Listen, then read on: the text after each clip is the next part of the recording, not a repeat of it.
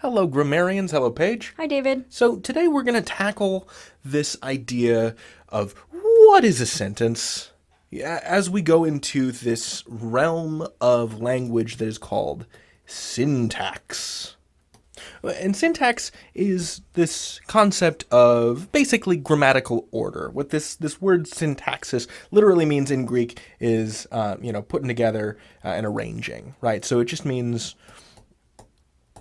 ordering of language.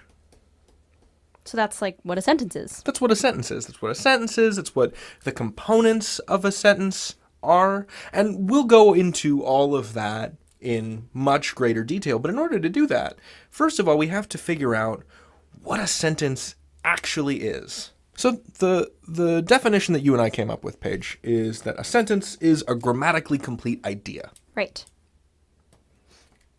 It's a bunch of words that say one complete thing. So all sentences have a noun or pronoun component, right? And that's what we call the subject.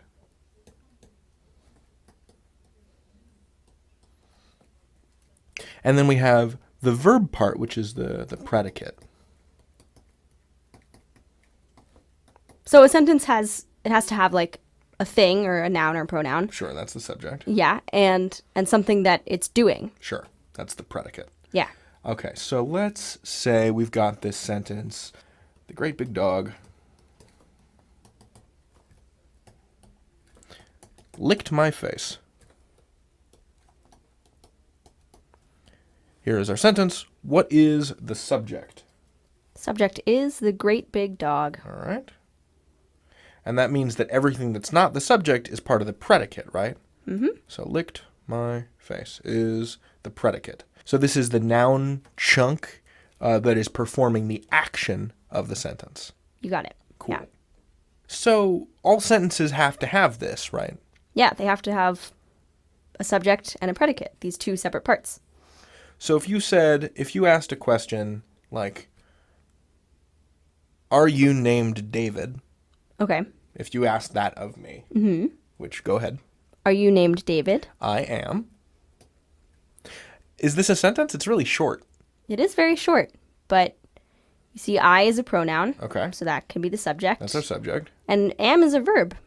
So it has a subject and a predicate. So this is the noun or pronoun part, and this is the action that it is performing. Although am or being isn't really an action. It's more of a linking verb. Sure. But it's still a verb. That's okay, right. so this is the predicate then, for sure. Yeah. Okay, so, but Paige, let's say I dropped a muffin, Right. and you told me, pick up that muffin. Uh-huh. That sentence doesn't seem to have, so let me write that down.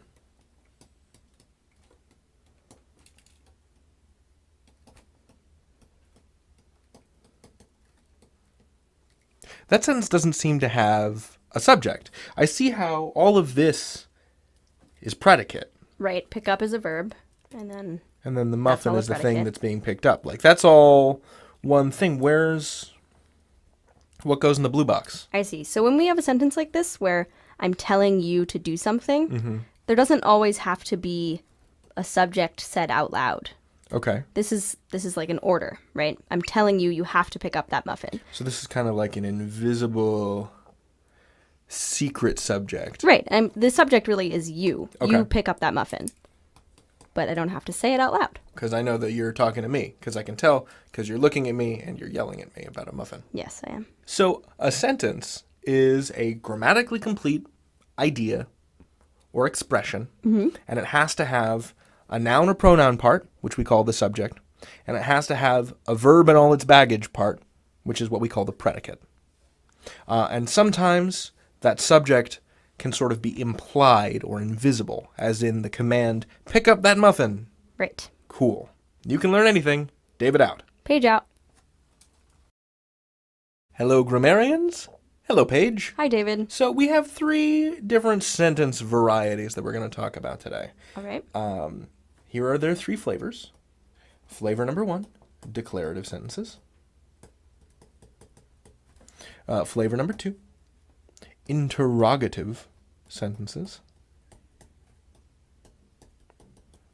And flavor number 3, imperative sentences. Those are all pretty long and wibbly words, Seriously. but we will address each one of them in turn. Paige, if you please, what is a declarative sentence? A declarative sentence is a type of sentence that just states a fact or an opinion, I suppose. But it just makes a statement. So that would be something like, it is a beautiful day. It is a beautiful day, Paige. We can also use declarative sentences to just get across any kind of information. This is what we call exposition in Right. writing. Yeah. So we could say, Lavender hated baseball. You could start a short story with that. Right. That's challenge you to. just a fact about lavender. That's a fact about lavender. So a declarative sentence is a statement, just straight up. Yeah. An interrogative sentence is a question. So it asks a question. So it's just a fancy word for a question. Right. Okay. So an example of an interrogative sentence would be, where did you go last night? Right. Or how is he still singing that note? I have no idea. Incredible breath control. So that's what an interrogative question is. Right. It's like being interrogated. That's like a similar word to interrogative, is just having a lot of questions asked. Like really aggressively. Yeah, it's not a very positive thing. Paige, what did you do with the cheese? I don't know. Paige, why are you still eating the cheese? I'm not. Paige, I know you stole the cheese. Finally, the third kind of sentence we want to talk about today is the imperative. And an imperative is a command. Right. So when you tell someone to do something. So a command like, Paige, follow that bunny. I think the bunny stole the cheese. Yeah. So this is one of those sentences that doesn't have a subject that is literally spoken out loud. Right. It's just implied. You know, if you're saying that to me, I know that I am the subject. Right. So it's, you follow that bunny. Right. But the you is just not spoken. Or if you're not into bunny following, something like, remember to wash the dishes. You're being commanded to remember. Yeah. Yeah. So yeah, those are our three sentence types. Yeah. Declarative is a statement, interrogative is a question, and imperative is a command. So Paige, I think we can recast our slogan in each of these three types of sentence. Okay. So declarative, right? That's what it usually is. Declarative form is you can learn anything. Okay. We can make it a question. So interrogative. So can you learn anything? Right. The answer is yes. Yes. And the imperative, we want to make it a command, would be what, Paige? Learn anything. Yeah. So you can do any of those three. Sure.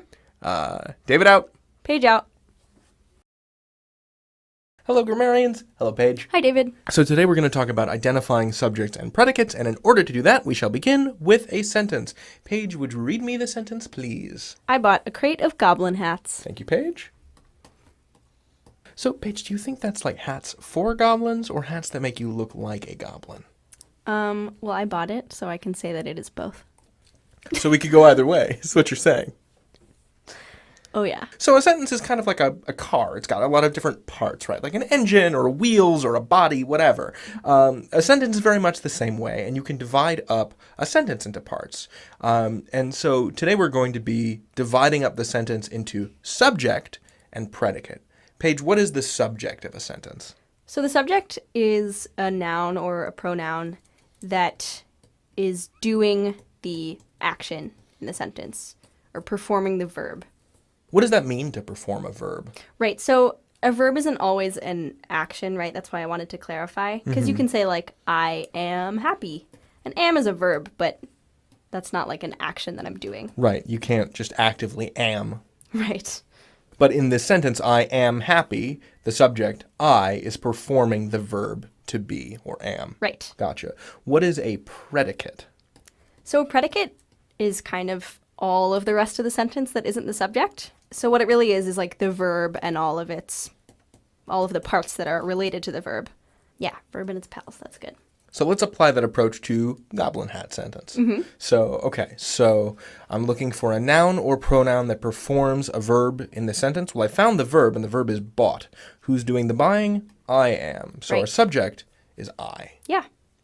And then predicate is basically everything else, right? So it's bought, what did I buy? A crate of goblin hats. Right. So you can see that a crate of goblin hats is also a noun, right? But it's not doing anything in the sentence. I am buying. So just because there's a noun, just because there's another noun in the sentence, like crate or goblin hats, doesn't necessarily mean that it's the subject. Right. So you have to look for the thing that is performing the verb. Exactly. So I think, Paige, I think that covers everything except exactly what a goblin hat is. But we can talk about that some other time. Yeah. So that's identifying subjects and predicates. You can learn anything. David out. Page out. Hello, grammarians. Today we're going to talk about subject-verb agreement. And what this is the idea that you want your subject and your verb to get along in a sentence. What agreement is in grammar is the art of making sure that sentence parts connect with one another in the right way. It's making sure, that square peg goes in a square hole, right? Not a square peg in a round hole, square peg in a triangular hole. You want to make sure that the way you render your subject fits with the way you've rendered your verb. So what do I mean by that? So let's take the sentence. The dog barks. So we have this subject, the dog, and it is singular. There's one of it. And the way this verb is, the word is conjugated. The way this verb is conjugated, the way we've assembled or figured out how the verb is going to be, is also a singular conjugation. So we say the dog barks and not the dog bark. Right? This is not standard American English. Like this is the plural form. You can say the dogs bark, right? Because there's more than one dog here, and this is their verb, this is the plural form. I know it's kind of strange that the third person singular form of a verb ends in S. Like if English made sense, like if I ran the zoo, right? Like I would want it to work like this. The dogs barks, right? Because there's an S, there's multiple. Unfortunately, for many weird reasons and the history of English, it didn't work out that way. A third person singular verb usually ends in an S. Right, so I talk, that's first person. Third person is she talks. We eat. That's plural, first person, they eat. See, no S. It's only this weird third person singular here that's got that S on the end.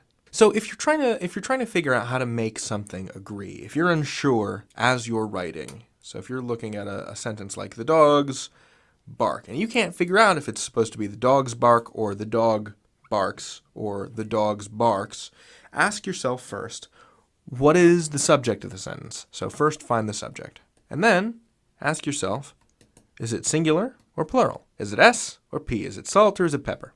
And then if you can remember that, then just remember that singular S usually results in another S. So if it's the dog and that's singular, then you're going to want to put that S over here. So if the subject isn't a noun, but a pronoun, same question. Is it singular or plural? I is singular, there's only one me. We is plural, there's many of us. And if it's singular, third person, so like she, he, it, end it in an S. Another thing to remember is that most what we call indefinite pronouns are third person singular. So if you wanted to ask whether or not anyone knows the way to San Jose as a question, but you're not sure whether or not it would be, does anyone know the way to San Jose, or do anyone know the way to San Jose? Well, the word anyone is third person singular, and although do is an irregular verb, we still kind of hold to the idea that a third person singular verb ends in an S, so it's a Z sound written as an S, so we would say does.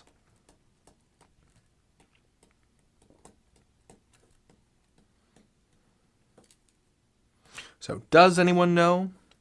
As opposed to, if it were in the plural, do we know? right? So does is singular, do is plural. And that's kind of the basic idea of subject-verb agreement, is you want to make sure that the number of things in your subject matches up with the number in your predicate. So is the subject singular or plural? If it's third person singular, the verb probably ends in an S, even though the third person singular noun or pronoun does not. You can learn anything. David out. Hello, grammarians. Hello, Rosie. Hello, David. So you know the Schoolhouse Rock song, Conjunction Junction. Right. Classic. So in that song, the chorus asks, like, conjunction junction, what's your function? And then the engineer, played by Jack Sheldon, goes, hooking up words and phrases and clauses. And so that's what we're going to talk about today, is the difference between a phrase and a clause, because both of them are groups of words, right? Phrases and clauses are both groups of words, but they each do different things. So let's break that down. So Rosie, if you please, what is a phrase? So a phrase is a group of words, and it acts like a single part of speech. Okay. But it will never be a full sentence, because phrases don't have both a subject and a verb. All right, so a phrase can never be a sentence. Right. What are some examples of phrases? My best friend. So this is a group of words that ultimately behaves like a noun. Right. Okay. Then there's an adjective phrase, with the blue shirt. So this is a prepositional phrase that, as you said, is behaving like an adjective. Right. Okay. And then for 20 days, which behaves like an adverb. So this is a noun phrase, an adjective phrase, and an adverbial phrase. So none of these things can be sentences, but they all, like you said, act like parts of speech. Okay, meanwhile, a clause is a group of words that can be a sentence? It's not always a sentence, but the big difference between phrases and clauses is that clauses do have both a subject and a verb.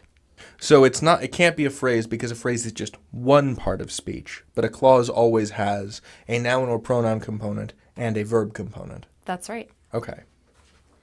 So a clause could be a dependent clause which can't stand on its own. For example, the wizard who cast a spell. Right? That can't be its own sentence. But it's got a lot going on. So that's not a sentence, but it can Right. also be independent. Right. So if we said the wizard cast a spell, that's also a clause, and it's also its own sentence. So let's test a couple of things and see if they are phrases or clauses. Okay. The falcon soared majestically. So this is a group of words, and we've got the falcon here. That's a noun phrase that's behaving like a part of speech. So I know that this definitely has a phrase in it, Right. but is it just a phrase on its own? I guess I would have to say no, because it's got this verb, soared, and this adverb, majestically. So the falcon soared majestically. I would have to say this is a clause. Would I be right? You would be right. Hooray! That's not only a clause, but it's an independent clause. So it could be its own sentence, with a period. All right. So let's get a little bit of George Harrison in here. While my guitar gently weeps. So we've got a subject in here, my guitar, and a verb, weeps. So we know it's a clause, but it begins with this word while, which is, I think, a subordinating conjunction. Right. So this would be actually a dependent clause, but it is a clause. So this thing could not be a sentence on its own. That's right. Got one for you, Rosie. What about the best ham sandwich in Oklahoma? Is that a phrase or a clause? That is a phrase. Okay. Why is that? We don't have a verb. This is all a subject. Okay. And I mean, we've got the best, so we've kind of got this superlative thrown in there. But it's all modifying ham sandwich. Right. It's actually all modifying sandwich, because it's the best ham sandwich. And then we've got this other prepositional phrase that also modifies sandwich. Right. So that's a phrase. How about under the ocean blue? That is a phrase. Okay. What makes you say that? Well, again, we don't have a verb. So we've got a subject, the ocean, and we have under, that's a preposition. So we have kind of a direction and a subject. We have a direction and a place, but we don't have an action. And that would make it a phrase and not a clause. So, phrases are groups of words that act like parts of speech. So this one, for example, is an adjectival or adverbial phrase. We don't know because we don't know what it's modifying. And this one is a noun phrase, the best ham sandwich in Oklahoma. It's behaving like a noun. And clauses are groups of phrases that have a subject and a verb. So, while my guitar gently weeps, there's a guitar. What is it doing? It's weeping, so we know it's a clause.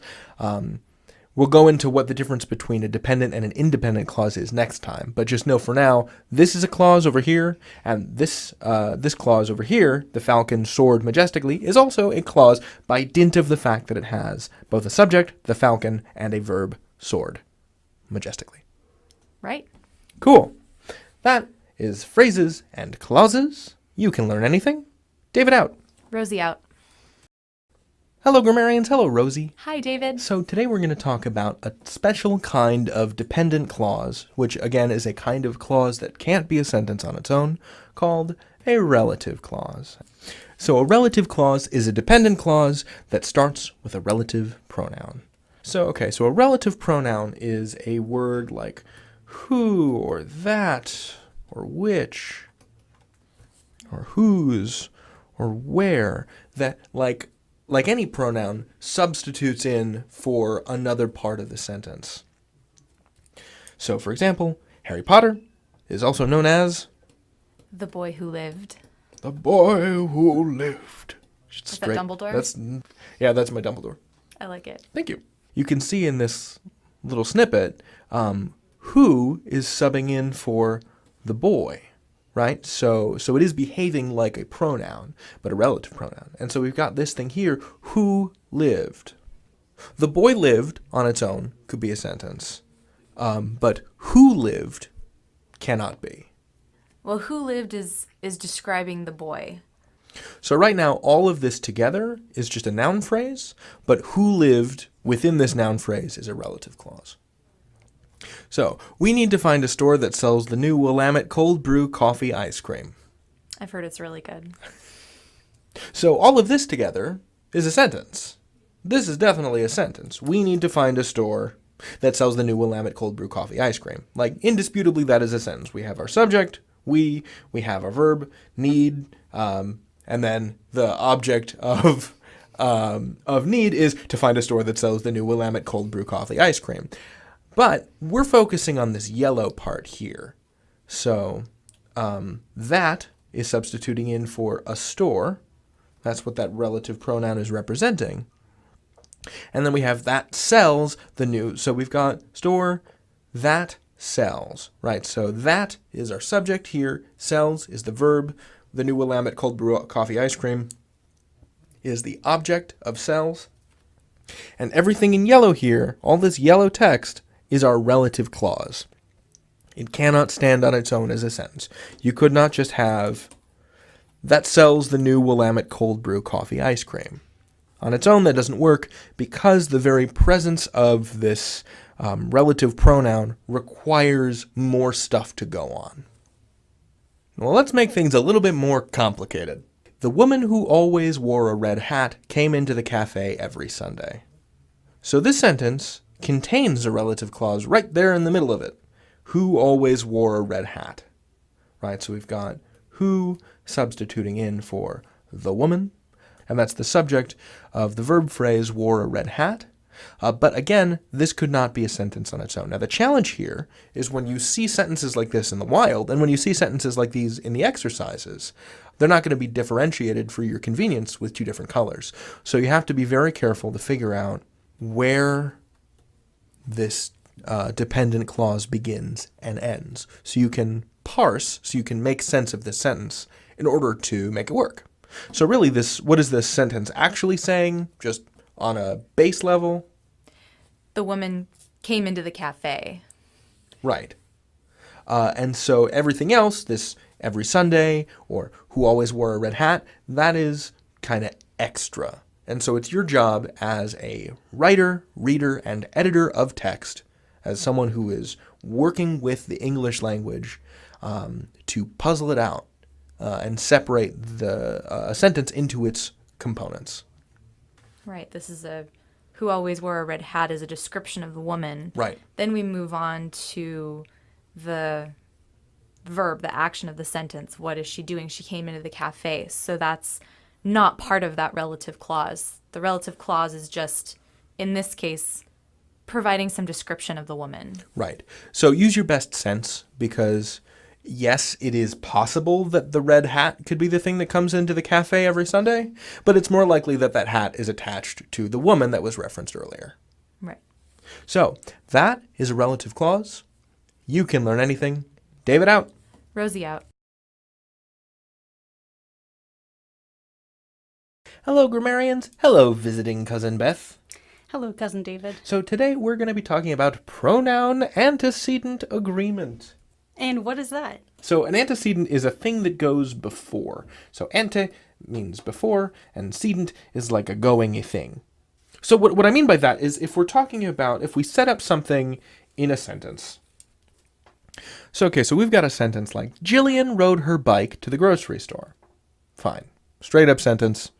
Pretty ordinary.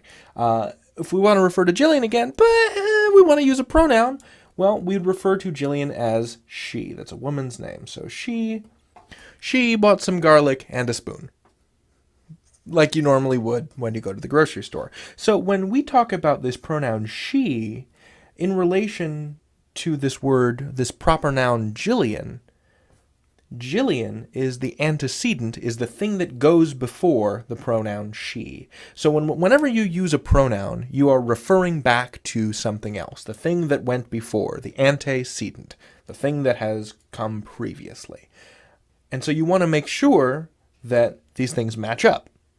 So for example, we know from living in this culture that Jillian is a woman's name, so it would probably be incorrect to refer to her as he. Jillian rode her bike to the grocery store. He bought some garlic and a spoon. This sounds like we're talking about someone else, right? So even within this initial sentence, too, Jillian rode her bike to the grocery store. We're referring back to Jillian using this possessive pronoun to define the bicycle. Oh, because it's a longer sentence. Well, we're using it to demonstrate the relationship between Jillian and the bicycle. Gotcha. Yeah. And you also want to make sure that pronouns and their antecedents agree in number. So if you said, what's a fun animal? Monkeys. Monkeys.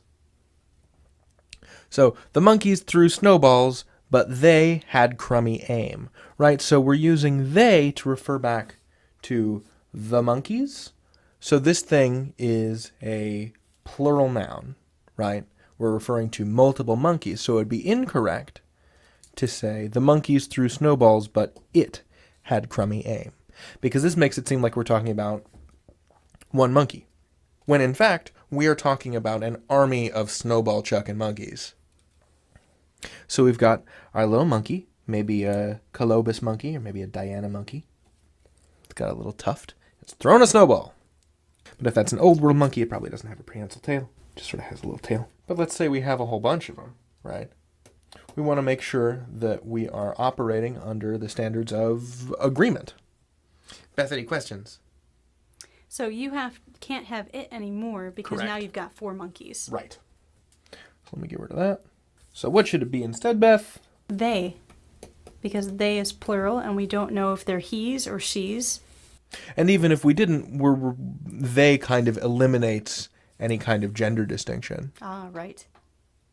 So the monkeys threw snowballs, but they had crummy aim. Although these monkeys seem to be doing pretty good at hitting each other in the heads and the tails with their snowballs. So that's pronoun antecedent agreement. So remember to make sure to line things up when relevant by gender. So Jillian rode her bike. She bought some garlic and a spoon. And by number. So the monkeys threw snowballs, but they had crummy aim. So there's more than one monkey, so you'd want to use the plural third person pronoun. You can learn anything. David out. And Beth out.